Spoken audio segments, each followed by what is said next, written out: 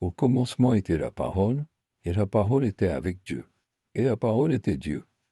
J'ose ce verset de l'Évangile de Jean présente par concept important. Jésus-Christ en tant que parole de Dieu.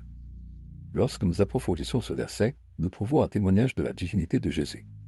Il affirme que Jésus, la parole, était non seulement avec Dieu au commencement, mais était lui Dieu.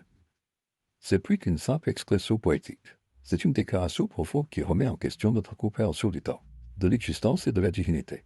Comment peut-on être avec Dieu et être Dieu en même temps? Ce paradoxe n'est pas un problème à résoudre, mais un mystère à vivre. C'est un rappel vibrant de la nature divine de Jésus-Christ. Une vérité qui transcende la compréhension humaine et qui est donc essentielle à rappeler. Car Jésus n'est pas devenu Dieu. Il était Dieu dès le commencement. Jésus les regarda et dit, aux hommes cela est impossible. Mais à Dieu tout est possible. Matthieu 19:26. Ce verset prépare le terrain pour les merveilles miraculeuses accomplies par Jésus-Christ, chacun témoignant de son pouvoir vivant. Pensez à l'histoire de Jésus guérissant les aveugles. D'un simple toucher, il a pu restaurer la vue, un exploit au-delà des capacités humaines. Ensuite, il y a le miracle de la multiplication des pains et des poissons. Avec seulement 5 pains et 2 poissons, Jésus a fourni un festin pour une multitude, démontrant à propos l'extraordinaire sur les lois naturelles. Et qui peut oublier la résurrection de Lazare?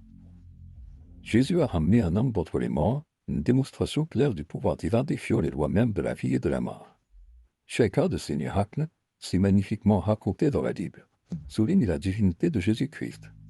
Les miracles de Jésus ne sont pas seulement des histoires, mais des preuves tangibles de sa divinité.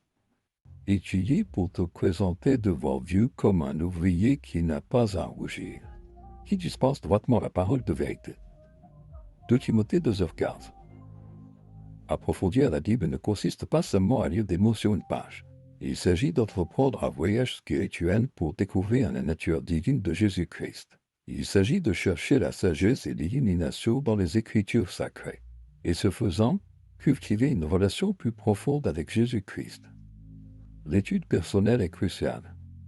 Elle vous permet d'interpréter les enseignements à votre manière, de les comprendre dans le contexte de vos propres expériences. Elle vous donne le pouvoir d'interagir avec le texte, de questionner, de réfléchir et finalement de grandir. C'est à travers ce voyage de découverte personnelle que vous pouvez réellement apprécier la divinité et les miracles de Jésus-Christ. Souvenez-vous, il ne s'agit pas seulement de lire, mais de comprendre, d'interpréter et d'appliquer ces enseignements à votre vie. Dans les pages sacrées de la Bible, vous aussi pouvez découvrir la nature divine de Jésus-Christ. Commencez votre voyage aujourd'hui.